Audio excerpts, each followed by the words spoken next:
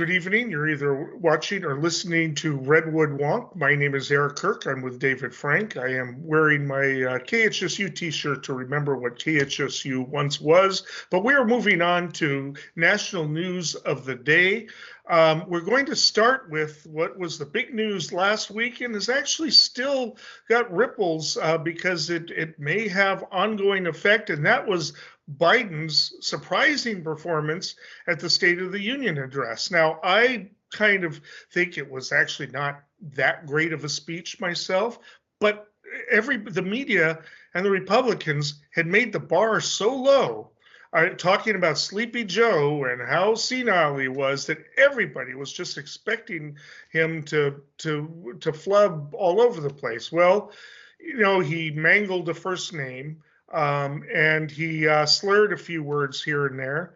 But other than that, he was energetic throughout. Of course, they're making jokes about how they gave him Xanax or something, but and the rest. But it wasn't just that he read from a teleprompter. Some of his best moments were when he engaged with heckling Republicans. I think they made a mistake, just as I think that Trump made a mistake 4 years ago in the debate to keep interrupting him, because that's where he's at his best. He's not confused. He doesn't, he doesn't have to gather his own thoughts because his instincts kick in. And I mean, I don't even know where to start.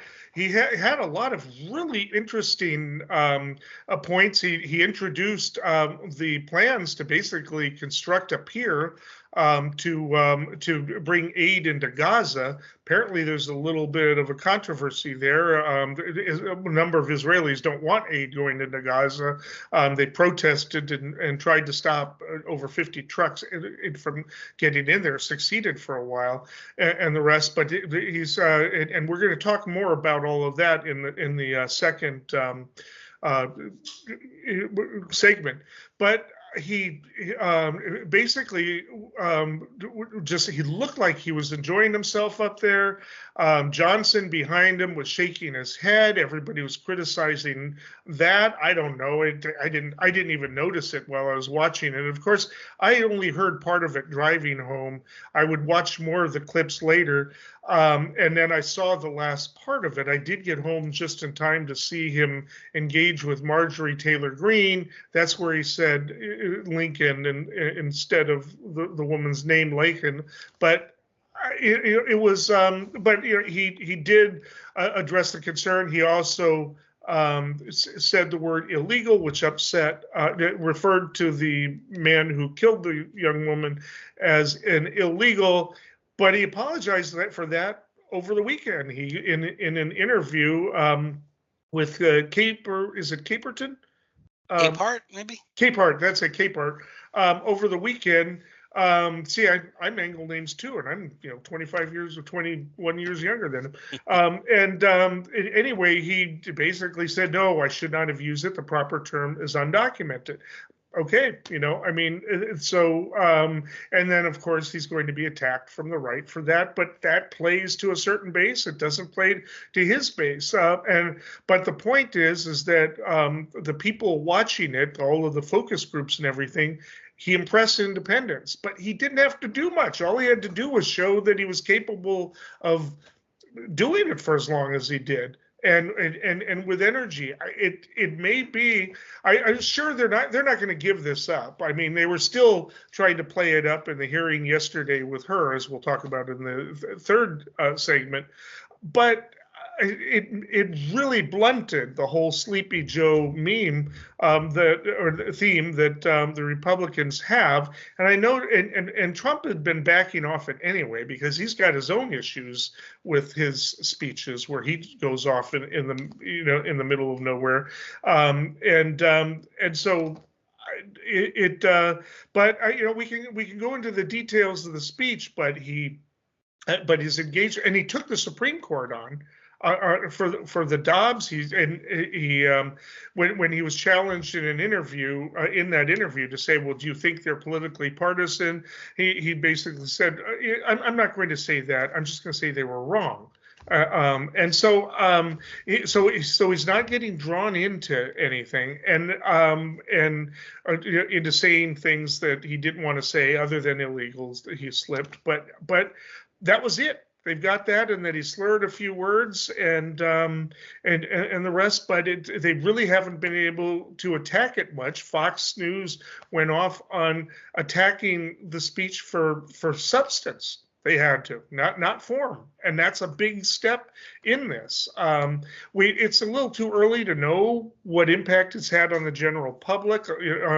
I think about 32 million people watched it live. But and probably the bulk of those are Democrats and independents who are engaged, and Republicans aren't going to be affected anyway.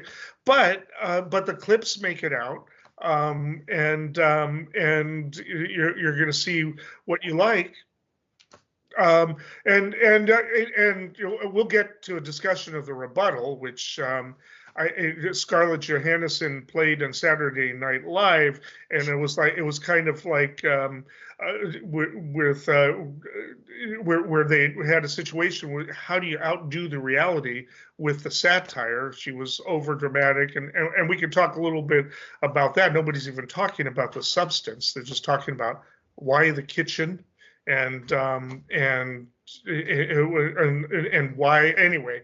And she's been on the defensive about it for the past week, and the Republicans themselves are downplaying it. She's supposed to be the rising star. Where do you want to start, Dave? I mean, it's a big topic. Yeah, thanks. So when people have reached out to me and asked, what did you think? So my typical way to approach it is, I start at 30,000 feet. Like, what's the impact? Why should we care? Then maybe the style, and then you could get into the substance. But like you mentioned, we'd be remiss if we didn't talk about the rebuttal, which typically is an afterthought, asterisk, minimal importance, but in this case, it was a spectacle in and of itself. So that's further in our timeline here today. So impact. Why is it important? Like you said, it's they estimate 32 million viewers. The only political event to make the top 100 programs last year was the last State of the Union address, which was seen by only around 27 million people. So this is the biggest political event of the year in terms of television. And bottom line, net, the president did what he needed to do. He checked the box. Well, let's say it this way. The bar was very low. So he's been really heavily criticized for his age-related physical and cognitive weakness. And to the point where even some of his staunchest allies have been publishing pieces saying, hey, look, Democratic Party, you really need to think about an escape hatch come convention time. So there was a lot of speculation that age was really starting to impact his capacity. Well, it turns out that being graded on a curve is really helpful in this instance because he proved himself. There was vigorous engagement on substantive issues. Yes, there was minor fall off. He did speak a little unclearly in some cases. He was talking too fast, so it was hard to understand him. Other times he was coughing too much. But truthfully, in terms of teleprompter piece of the speech, I think you could consider it a success. But he did go off script and mix it up with the audience, which could be dangerous. We'll get into a little bit more details on that, I'm sure. You kind of mentioned the highlights, but that was actually successful too, because it proved that he was pretty quick on his feet. None of the hecklers really got the best of him, and quite the contrary. At the very least, in a sort of an objective, nonpartisan way, the parrying that he did, he actually performed really well. So in practice, this was a kickoff for the general election leading up into November. Since you and I met last week, both Biden and Trump have locked up the necessary delegates to be for sure. I mean, granted, it was no surprise, but now it's actually official. They have the delegates to be the candidates in the general, and this was the kickoff. I'll just mention this, and then I'll ask for what you think about it. Again. So now I'm going to pivot to style. He was partisan leaning, into the fight. He engaged in confrontations Mhm. not just on policy written into the speech, because other people write the speech, right? So they wrote it in a way where he was leaning into it. But when he did go off script, with against the hecklers in the crowd, he really leaned into it even more and kind of proved, I think, what people like about him. He probably didn't win over new supporters, but he shored up the supporters that were, uh, you know, questioning his capacity. And I was just going to say, other than the people who are, really kind of locked in, the ethnic cleansing and humanitarian crisis and collective punishment and theoretically potentially even genocide, what is happening in the Israeli Hamas war is wildly and widely unpopular. Depending on the state, between 5 and 20 or more percent of people are were putting protest votes in their primaries, because they believe that the U.S. and the president in particular needs to do more to stop the war crimes. And we'll get into that, but Yeah, yeah. but beyond that one little, he's not going to win those people over as easily. But other than that, when it came to the style, I think he did himself big favors. Yeah. Now, and of course, some of the Republicans are saying you're not supposed to make the State of the Union a campaign speech. You're not supposed to make it partisan. You're supposed to be above the fray. But it's kind of hard to make that case after 4 years of Trump, for one thing, and when your people are heckling him in the audience. When Marjorie Taylor Greene shows up in the audience dressed up like the Hamburglar, and starts screaming at him. When the guy from Wisconsin screams, "Liar! You're a liar!" Which is something that seems to be a tradition. They've changed it. Then you have permission. He's got permission to do it, and he doesn't. And he didn't name his opponent. You notice he says my predecessor, which is kind of which is kind of a clever way that you can refer to it. He's comparing what he did to his predecessor. He's trying to sell the economy, and with all the list of things that are happening, and that's something that he's been having a real hard time doing. It hasn't sunk in yet, that because people are still angry, as we've been discussing on this show, about the price of meat. It's just until that drops, or until people are going to be mad about it, even if they can afford it, even if wages are keeping up with it. The fact of the matter is, they're looking at a sticker tag that is higher than it was a couple of years ago, right? So, so he's dealing with the fact that there are a lot of people who look longingly back to 2018, when in 2019, when things were going well for Trump before the pandemic, forgetting the fact that the pandemic happened when Trump was in office, and then you discuss, well, okay, was it inevitable, or could Trump have done some things to make it easier? If so he's got to make that case. He's got a lot to do, but the Republicans made it easy for him. It's really hard to attack him for being partisan when you are doing it from the audience, when you're giving him license, and so that's the big deal. And then the rebuttal is by what's her name, the representative? I don't even remember her name. I didn't even know her. She's from Oklahoma, senator. Britt from Alabama. From Alabama, pardon me. She it was all attack. It's certainly nothing above the fray. And then she doubles down on it in interviews over the weekend. And the Republicans aren't even really defending her. I mean, so that was a big mistake. She was apparently just in over her head, or not really given a lot of training to do. But you don't overact. That's a big thing. They're like saying, I believe one of the conservative commentators said, well, she's being authentic. No, that's the point. She wasn't. She was overacting. You can't say, you're being authentic when you're obviously overacting. So at any rate, they were helped by that. That's probably this is probably the time, probably the most time that a rebuttal is even, most people even knew it happened. Right, it made it to Saturday Night Live. Usually, nobody bothers, not even Saturday Night Live. And Scarlett Johansson's little piece was brilliant, but it was just like when Tina Fey had to do the thing with the vice president way back when. What can she do to actually outdo the reality, the real thing? When Sarah Palin would go off and rambling, and there was a point, if you remember way back when Saturday Night Live just threw in the towel and just she was the governor of Alaska. She was also not quite the vice president. That's right, vice presidential candidate. But threw in the towel and just took her words verbatim, and they were ridiculous. Anyway, I'll let you close it out. We've only got about a minute left.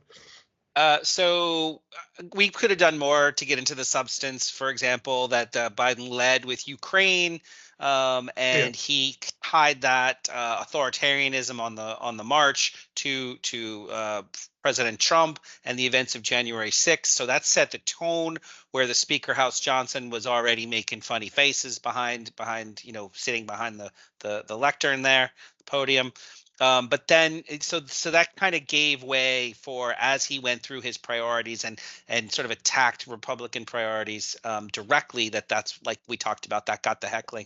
But I think I'd be remiss if I didn't mention the GOP response a little bit, because for folks who haven't seen it, I've actually watched a lot of propaganda films from the last 100 years, and this was I'll wrap it really quickly. It was a pessimistic misrepresentation of reality. It was controversially cringe. She had difficulty relaying her message. She lost the audience in her performative overacting. The unnatural swing in mood and tone was really a distraction. And because people really do have policy agreements with the president and the White House, unfortunately for Republicans, the headlines instead were about the story she told of the overtly sexualized exploitation of a trafficked migrant worker. All negatives, unfortunately, and I think that's why people have taken a step back and kind of been even Republicans have been real critical. Today, also we're going to discuss the Middle East and yesterday's tragic and alarming event in North Gaza, trying to get humanitarian assistance in there.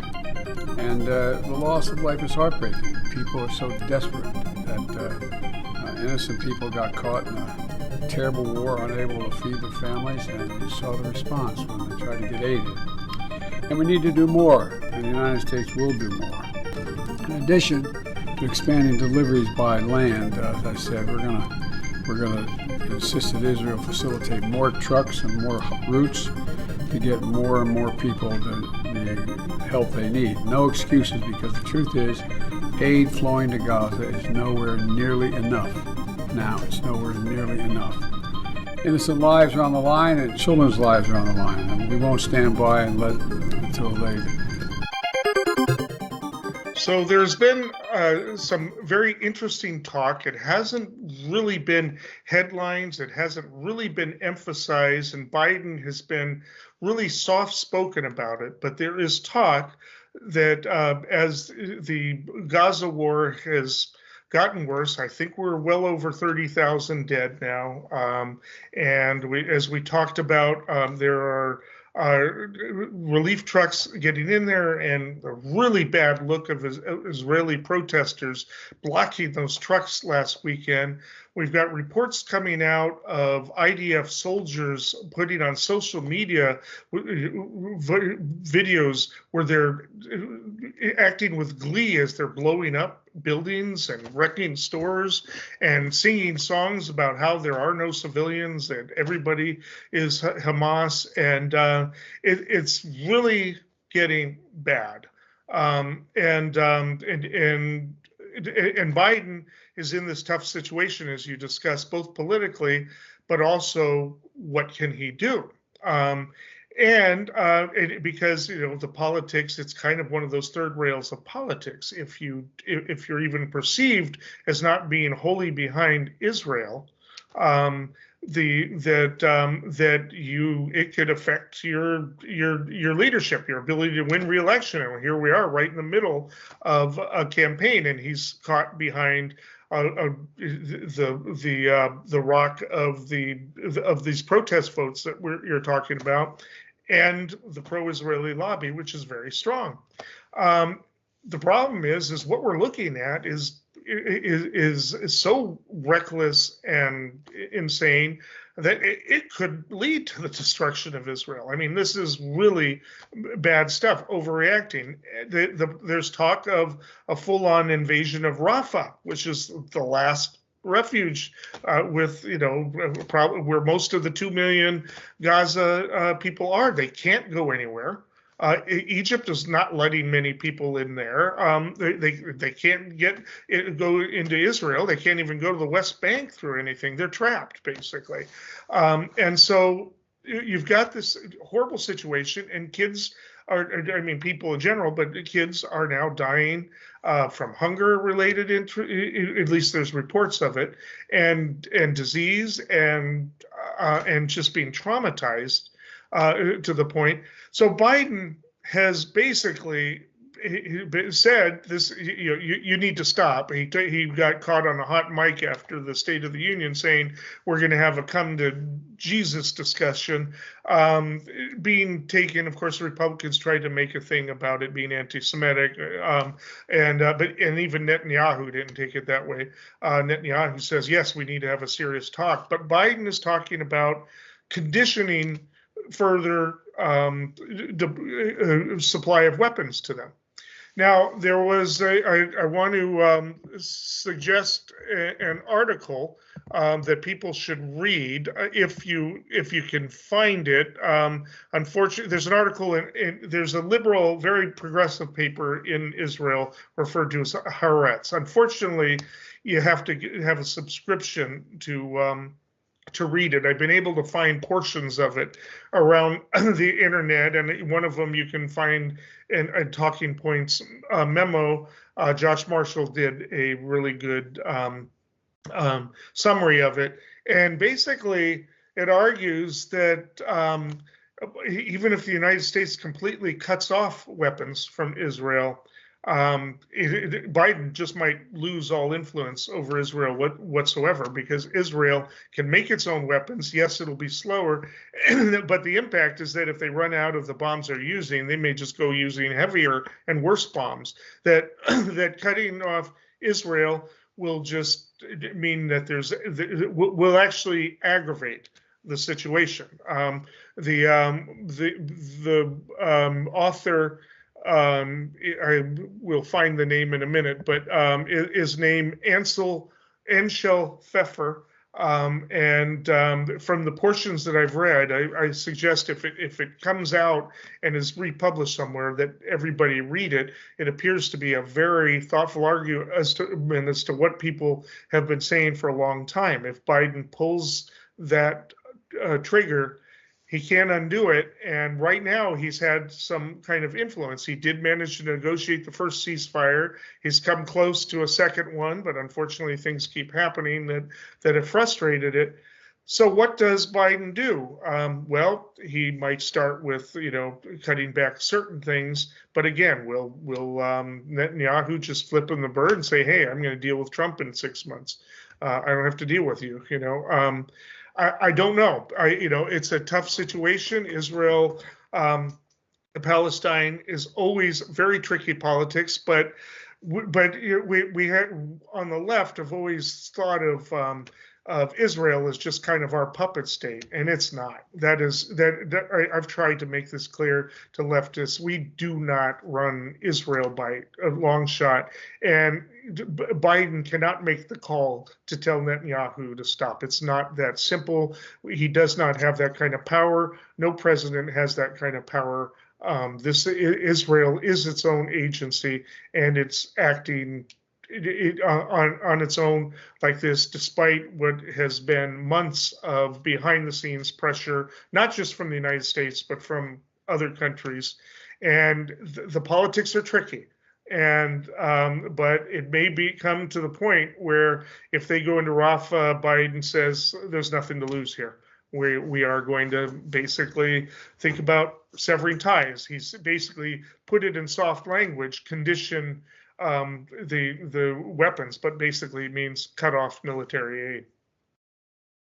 Thank you for that setup. I think the newspaper, the Israeli newspaper you referenced, Haaretz. I think you just need to register. I don't think you actually have to pay. It's not a paywall. So I get these like alerts each morning. Hey, what happened overnight? Just to kind of keep my finger on the pulse. And I think that's free. I didn't give them any money. So people could probably track it down. One of the things that are in that paper on the regular, or at least used to be, is that Netanyahu is widely understood before October 7th as being politically vulnerable based on his attempt to limit the power of the courts, basically trying to elevate himself and his allies beyond the reach of the courts because of various actions he's taken in the past that are questionably legal, etc. Certainly people are claiming unethical. The question is, are they illegal rather? His right-wing coalition, though, has gotten much more support since then, and in fact, there is a unity government. They brought in people who would ordinarily be challenging his authority to have a unified front until they can kind of get past the outrage and fear that has kind of swept after October 7th. But that underlying vulnerability is now sort of being brought back into focus because of the decisions and the statements of the leadership of Israel, including but not limited to using the humanitarian crisis, the starvation as a weapon, collective punishment, where a quarter of the population, 500,000 people, are going hungry on a daily basis. Stopping the aid, in fact, is so internationally unpopular that the United Arab Emirates, who is one of the United States' strongest allies in the region, and who has been right there with Egypt and Jordan and Saudi Arabia at the table, talking about trying to make the situation better, trying to come up with ceasefire terms and peace treaty terms. UAE started to say out loud that they will stop supporting Israel if something doesn't change. So Netanyahu is becoming a bit of a pariah, not even mentioning the International Court of Criminal Justice charges that South Africa brought, that genocide was being committed. We'll put that aside. The question here today is, would or could Biden cut off weapons aid? Yeah. We've talked and maybe your thoughts, would that do any good? Right. Or would it make it worse? So I don't disagree with what you had said about Israel being substantially independent, but the truth is that that red line conversation is happening for a reason. So Biden was saying, yes, I have a red line. We're not going to stand by idly and let the status quo continue. But then he turned right back around and said, I'm never going to leave. This is a quote. I'm never going to leave Israel. The defense of Israel is still critical. And he was referring specifically to defensive arms sales like Iron Dome. And so he's saying, like, we're never going to leave the people. But he was the sort of unstated premises, but this leadership is on the wrong track. And the United States has a history of playing tough when Israel crosses lines. Like, so for example, President Eisenhower, President Reagan, they used their power to influence Israeli military actions. When they put their foot down, Israel did respond appropriately. History, I think, has judged. Right now, there's nothing appropriate about what's happening, including the U.S. decision not to put their foot down. So that's why there's such strong pressure. And let me just not to just keep talking here, but I'll just say this last piece. It's already against the law. Like, it's illegal for a country to conduct indiscriminate assault on a civilian population. It's against U.S. law. It's illegal. The Leahy law prevents U.S. assistance from going to foreign military suspected of committing human rights violations. That term Leahy law Basically, the standard is the U.S. government cannot use U.S. money to assist any unit of a foreign security force where there's credible information implicating that unit in the commission of gross violations of human rights. It turns out that there's things like that on TikTok on a daily basis. Right. So people's own eyes and ears and conscience know that this administration is engaged in illegally supporting illegal activity. But that's so difficult for people to wrap their heads around that it just almost never, literally like never gets brought up in mainstream media. So with Israel signaling that they want to invade Rafah, these are displaced people living in exile in a sense, 1 million people living in tents without food or water. It's just a bridge too far. So will the U.S. ever cut off military aid? I don't think so. In fact, we're continuing to use loopholes in the existing law to keep under the reporting requirements. So I think a few $100 million of arms have already gone through in increments that fall under the reporting requirements. So Congress doesn't even have to be looped in on the reports. So the question is, what does that even mean, the red line? And I think the red line is no more political support for this administration and starting to make those signals more overt as soon as possible. Yeah, I don't know. I mean, I think part of the argument they make is there really wasn't much American support for the 67 Six Days War. Golda Meir had to go to de Gaulle for help. She's quoted as saying, "I don't care if de Gaulle is the devil himself." She was a socialist, right? We need those weapons. We've got several countries amassing weapons to fight us. The United States was trying to put pressure on her to make deals and the rest. And so they've gone it alone before, basically. Just not to interrupt, but that's how Israel got their nuclear weapons, was from France. Right. Yeah. So the international community did decide to arm Israel with nuclear weapons to ensure the 67 war was a success. So there will be support regardless of the consequences, I would argue. Yeah. No. And apparently Pfeffer outlines that if we were to cut them cold, the war would still continue, and they would be able to find the weapons they need. Only, arguably, they would actually be more brutal. I don't know. I don't know the answer to that. I'm not a military expert. The few clips that I was able to read of the article, and if you're right, I'm going to go register after the show and read the whole thing and the rest. But as somebody you're associated with said, for us to even do these topics, we probably need 10 years of, research and experience behind us. Yeah, it's dangerous ground to even get engaged in these topics for lots of reasons. Yeah, it's but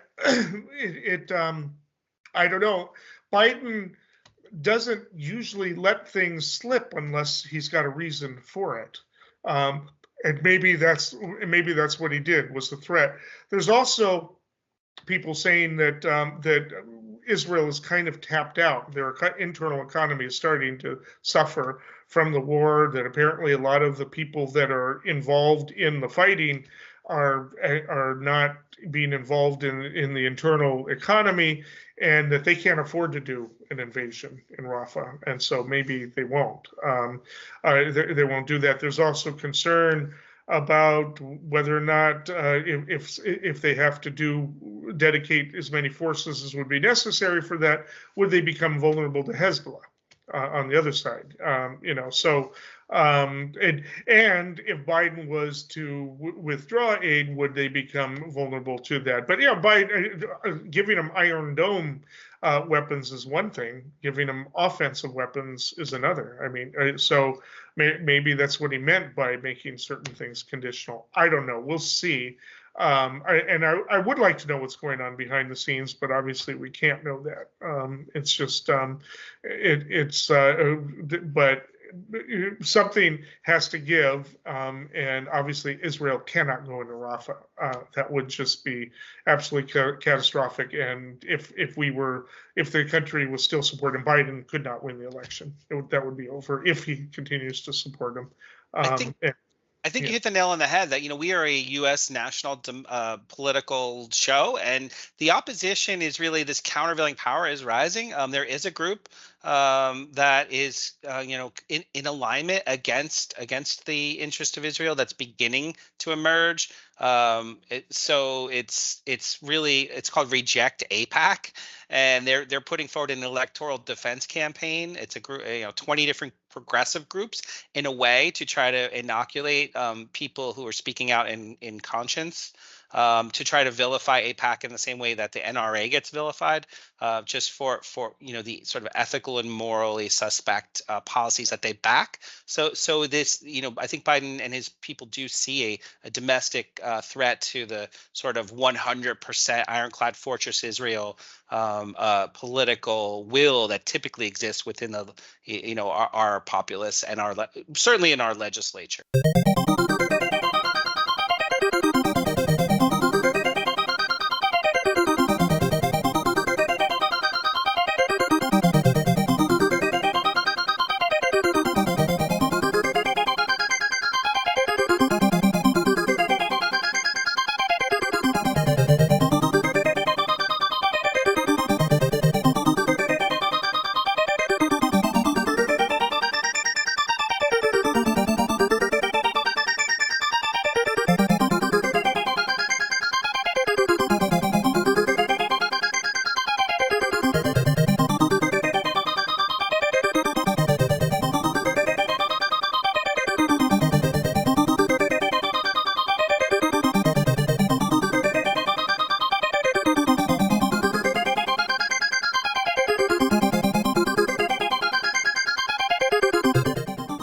Okay, our final segment.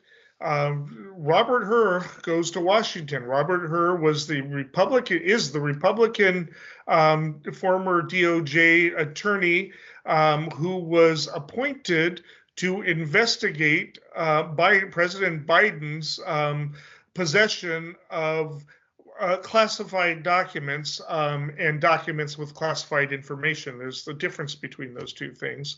In his garage, in a damaged box, as they like to say. And the report was released some time ago and did not call for prosecution.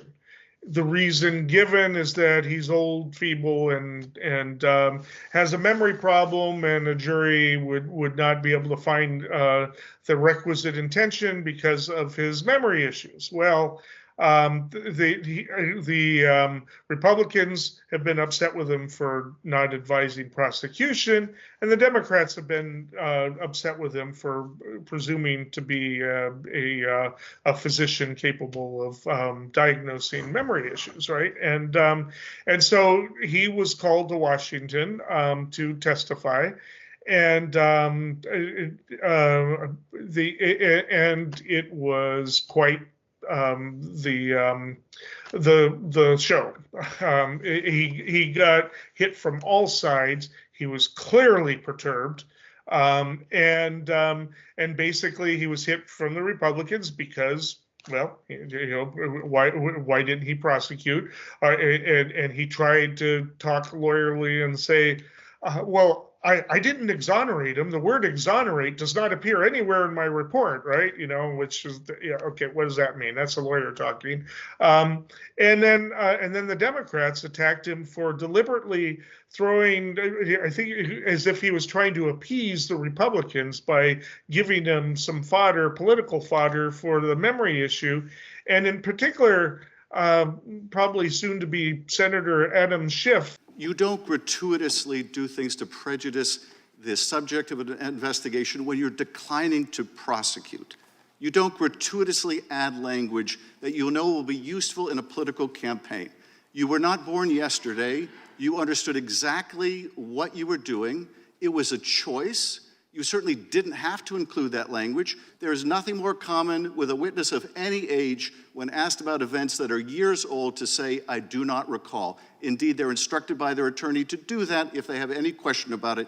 You understood that. You made a choice. That was a political choice. It was the wrong choice. Mr. Chairman, I yield back. Congressman, what you are suggesting is that I shape, sanitize, omit portions of my reasoning and explanation to the Attorney General for political reasons. No, I suggest that you not shape your report for political reasons, which is what you did. That did not happen, Congressman. That did not happen. Listen to the full 5 minutes because it was fairly intense. Who came out on top, who knows? But if you actually watch it, the body language of Robert Hurr through the whole thing, whenever it went on him, he was angry. He was livid, probably because Adam Schiff was being more effective than some of the other Democrats had been in framing him to be a partisan. And that was not what he wanted to come away with. But in the meantime, Republicans aren't happy with him. He's probably not to get to be appointed judge. It's just he's not going to be seen that way. Even though I don't know, I don't know that he purposely worded it the way he did to be partisan. Maybe he did. I think he was just trying to explain to Republicans why he didn't think a prosecution would work, because we don't even know what the intention was. I mean, some of these documents were from way back in the 1970s. Some of them were his own notes, which contained information which was later deemed to be classified. And so when he was writing the notes, he didn't know they were going to be classified. And when they were in his storage, I'm not sure if those were actually documents that were in the garage or not. You don't remember everything you wrote. And the thing I want to say that Adam Schiff is right about is, as an attorney in a deposition, I advise my clients, if you don't remember something, if you even have doubt, just say, I don't remember. Say, I to the best of my memory, but I don't remember the details, and I don't remember exactly, because people don't remember, no matter what your age. People don't remember what they had for breakfast the day before. Memory is a very tricky thing. It's not what we think it is.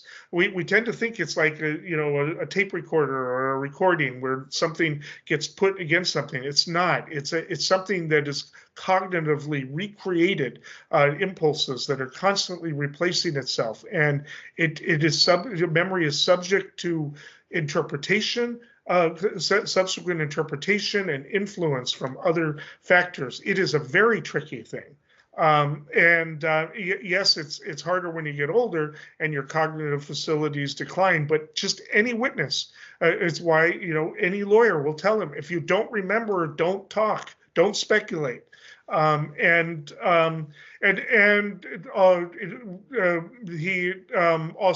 Mr. Hurr got caught possibly over inflating the fact that Biden got the year mixed up. That exchange is actually a little bit more ambiguous once you read the transcript. And in fact, he did remember the month and day when he was asked of his son's death. And that was a big deal. This was a partisan kind of circus, but basically this report has been blunted as a weapon against Biden. It keeps the memory issue alive, but it also makes it seem as partisan. So. Yeah, thank you for that kind of comprehensive background. I think that, by listening to the points raised by both Democrats and Republicans, the big takeaway is that this as a special counsel, his role, what Hurr believed was that this is what he professes to believe, is that everything he put in the report was necessary, accurate, and fair. So when he's being criticized from Republicans saying, hey, look, you said you identified evidence of willful retention and disclosure. That's criminal. And yet you chose not to prosecute. So you need to really justify it. One of the things that Matt Gaetz said was, it sounds like you put forward this new legal theory called the senile cooperator theory, which is that, hey, just because he cooperated and he's going to come across to a jury as senile, that that somehow that's a valid legal defense, and Hurr said, well, I determined that I would not be able to prove intent beyond a reasonable doubt, and I had to make that case why I thought that, and that's why that's in the report. So I think he did a good job of kind of defending himself against the Republican attacks, that there's some new double standard, or that he somehow created, like I said, he acted unethically. From the perspective of the Democrats, I think Pramila Jayapal, I think she did a really good job of now Adam Schiff did a great job of saying basically, like, you went above and beyond, because once you make the decision not to prosecute, you then prejudiced the subject in the court of public opinion. That's above and beyond. So I want you to own it, right? So that was the case Adam Schiff made. But I think Pramila Jayapal just sort of was less confrontational, less combative, and she just said, you reviewed 7 million documents. You conducted 173 interviews of 147 people for 15 months. You spent millions of dollars, produced a 345-page report. Let's look exactly at, you applied the Espionage Act. Okay, well, when you looked at documents in group 1, the ones about the troop surge to Afghanistan, you said that there was a shortage of evidence and that other explanations regarding these documents that we cannot refute. The evidence is not sufficient to convict, and we decline to proceed with prosecution. And he said, yeah, that's in the report. Well, what about the binders that for what Biden's staff prepared him for the Charlie Rose show? And you concluded these facts do not indict Biden willfully obtain these documents. And he was like, that's what's in the report. And then she said, what about the documents found at the Penn Center that they voluntarily turned over, where you said we declined any criminal charges related to those documents because you couldn't conclude that they were probably sent there by mistake. And he said, that's in the report. And finally, she said, well, what about the University of Delaware papers, where you said it is likely that a few documents found at the office were there by mistake? He said, well, that's also in the report. So she said, well, the main story is that there wasn't enough evidence to prove intent. That's the story of the report. That should be the headline. That's the takeaway. And I think, truthfully, all things being equal, that's the takeaway. And the thing to understand is, partisan or not, Hurr was actually going after him on some points when he actually interviewed Biden. I want to recommend an article. I'd never heard of this online magazine before. It's called Empty Wheel. And Marcy Wheeler read the entire transcript and says that Hurr was trying to prove a theory of the case that Biden deliberately kept some classified Afghanistan documents so he can use them in his memoir to prove that he'd been against the surge. But it didn't make any sense, because Biden already had a memo he wrote to Obama that proved that he was against the surge, and he was allowed to keep that because it didn't contain information. And Hurr admitted later that there was no classified information in the memoir, right, in the book. So because Hurr couldn't provide the theory of the case, he kept trying to get Biden to speculate, to admit to it. And each time Biden's lawyer stepped in and put it, said don't speculate, and shut it down.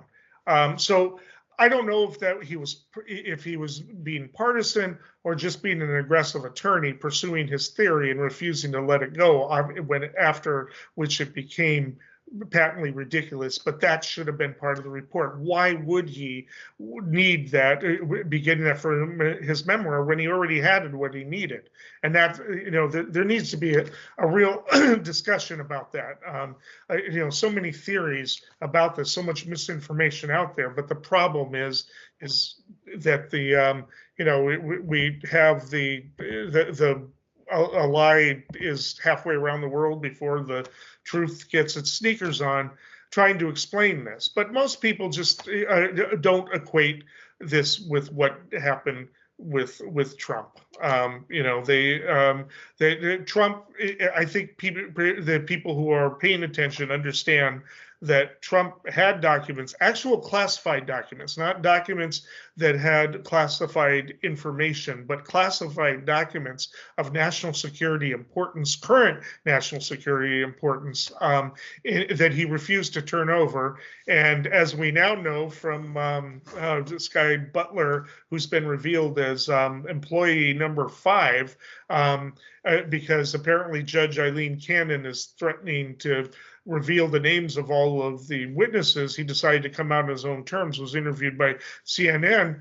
He was involved in moving the boxes. At the time, he didn't know what was in the boxes, but moving the boxes as the FBI was on its way. It's night and day what happened there. And some of the Democrats were trying to point that out as well. But again, I think that this probably put the nail in the coffin. I don't think that Republicans can make any more hay out of the documents issue. I don't know, though it'll get mentioned on Fox News as hypocrisy that one is being prosecuted and the other isn't, but it's totally different. Yeah, and I think, I know we're in the last few seconds here, but you pointed out that the ghostwriter of his book, where Biden got $8 million for his memoir, that this person, had classified documents, was engaged in deleting some of the audio files on his computer, but that what Hurr said was, look, this person didn't lie. This person didn't misrepresent. They didn't destroy evidence. They still had the transcripts. They cooperated. They never rose to that level of actually committing cover-ups. They came clean and they acted in good faith. And there's basically it's important distinction.